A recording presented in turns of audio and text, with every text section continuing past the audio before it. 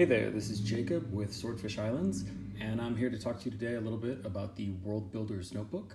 If you've already backed the Kickstarter, thank you so much. Looks like we're just under about 50% funded to the goal, so thank you for chipping in. Like, it's awesome. This totally wouldn't be possible without you. But here, the book you see before you right now is the book that where the World Builders Notebook idea started. I got this free journal from Frisians, which is the printer that I've used to do a number of role-playing game books to have them printed.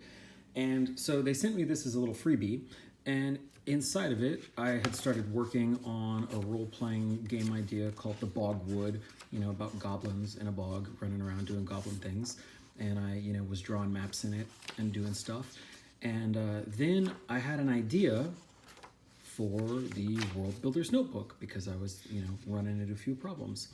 And, then my kid came and wanted me to trace his hand in my notebook, and then he wanted to trace my hand in the notebook, and then I went back to writing about the Bogwood, and then bounced back after a while to put in some maps. Then bounced back after a while to writing about the World Builders Notebook. And so this kind of going back and forth and writing about different books in the same book has always driven me a little crazy because I have difficulty finding the things that I've done when I need them later. Okay, here is a proof of concept of the World Builders Notebook as it is right now. It has a couple pages from every section that's going to be in the book. It starts off here with the table of contents, and then you have a section of regional maps, you have a section of sub-regional maps, some isometric locations, a section called Sublocations in Life, and then the final reference at the end of the book. So this little mock-up has been done on 8.5 inches by 5.5 inches paper. The actual trim size of the World Builders Notebook will be slightly smaller than that. Makes it easier, I think, to carry around in a pocket or a backpack. And so what we see here on this table of contents is that there's a bunch of, blank lines and squares. And so the squares can be colored in with the color of the project that you're currently working on. So for this one, I'm working on a project called The Bogwood, and I've got that colored in blue. And so the Bogwood map is on page 2 and 3. And then I've got an overview of the Bogwood on page 62. So then as I flip through the book, I'll be able to look at the boxes on the edge of the pages to quickly find the blue pages and find my Bogwood content. So in this one, let's see, we turn. Here is the sub-regional or the regional map page spread where you have hexes on one side and you've got a dot grid on the other. In this case, I like pointy top hexes, so I turn my notebook to the side in order to fill in and draw my map. Now, obviously, I didn't do a lot of drawing. We've got some forced scribbles down here, and for the most part, I call everything out, for this RPG using just a simple notation of like M, this is a mountainous hex, L, this is a hex that has a lake in it. This one, F, is a hex that has a forest in it. And then I have a quick little key right here to say, in hex B1, there is the false mine. And let's see, a little note, safe, has good camping. So I've got that called out here. As you can see, I colored in blue on the top, in the top little square to say this is the Bogwood. So here's the Bogwood map. You find the blue in the edges as you're flipping through the book. Now, the next section of the book, this is the sub-regional locations. It's got a 19 hex flower at the top, and then it has a bunch of rows where you can write notes about what's in there. You've got enough to write one line of notes for each hex. So just like a quick little overview to say, hey, this is here, this is there. The next section is the isometric section, has an isometric grid on one side, has a dot grid on the other. Gonna do a few little tweaks with the layout on this to clean it up slightly, but this is pretty locked in.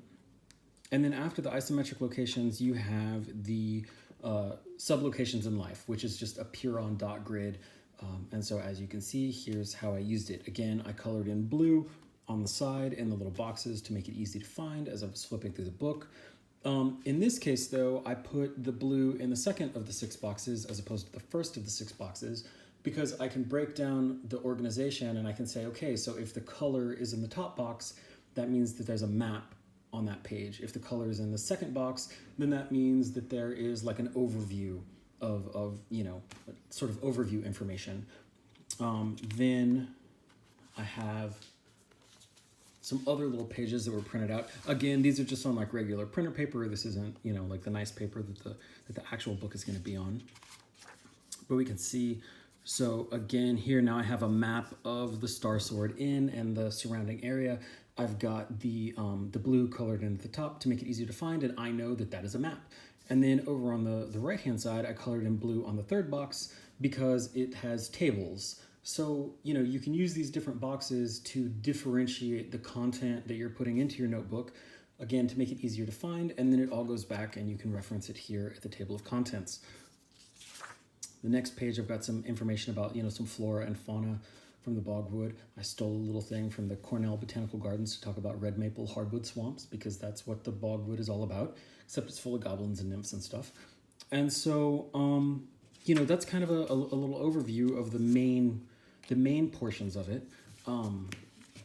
At the end of the World Builder's Notebook, there is a reference section. All right, so a train knocked down all of my awesome, you know, my setup of my little tripod with my camera. So we'll start back here with the reference section of the book. You've got awesome maps by Dyson Logos, just the quick little easy commercial use maps. For example, here is a tavern map. I've got it colored blue to associate it with my bogwood content.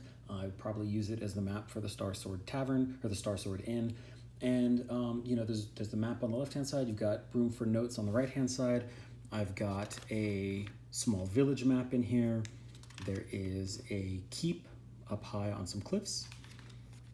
And then there's a temple map, and then a variety of just small layer maps, some isometrics.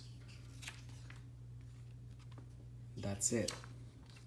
Then after that, we get into the section that I talked about where I have a breakdown of biomes that are found on planet Earth. So you can reference and you can say like, hey, what's a fog desert? Could I include a fog desert in my world? What are some of the problems that are associated with a fog desert that the life and the civilizations that are there that they need to sort of overcome in order to be successful?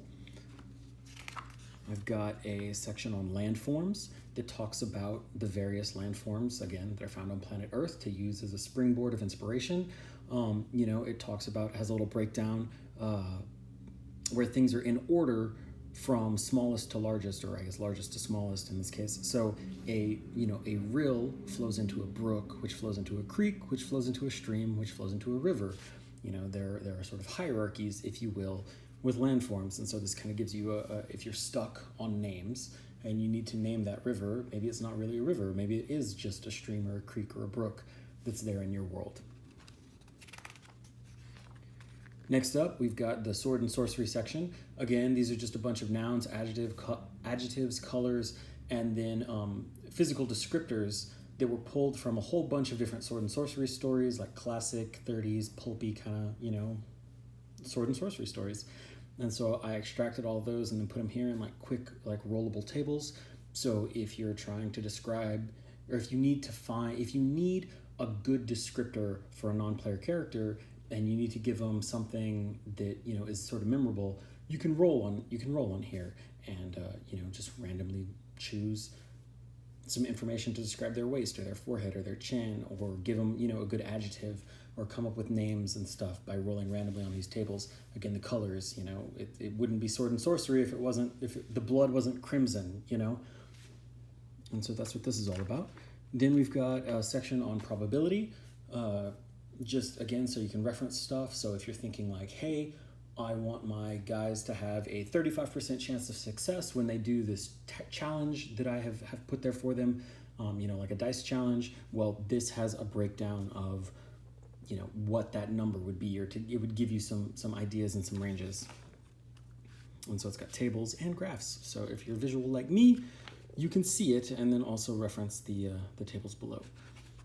So yeah, so that about covers it, except for the cover. And so I will show you. This is this awesome Kinnet material. I'm holding it upside down. And so we're going to do 3 different covers. There's like a slate gray. This is going to be one of the covers.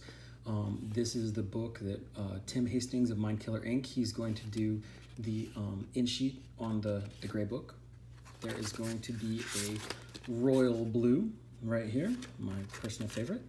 And that is going to be, the in sheets are going to be done by Daniel Horn. I've got a sketch that Daniel's already sent me, and so I will get that up on the Kickstarter here soon. And then Martin is going to be doing his in the red book, Valentine Red, or, you know, Crimson Blood, right? And so this is the one that Martin's going to be using.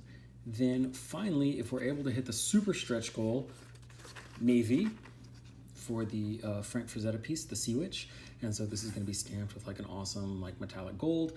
And so it should be a gorgeous book, and it should also be super functional. So thanks for checking that out. I hope that answers some of the questions that you guys have been having about like, okay, so how does this actually come together? I want to see it.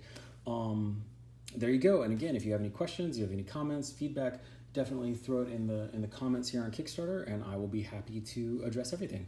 So thanks so much. Bye.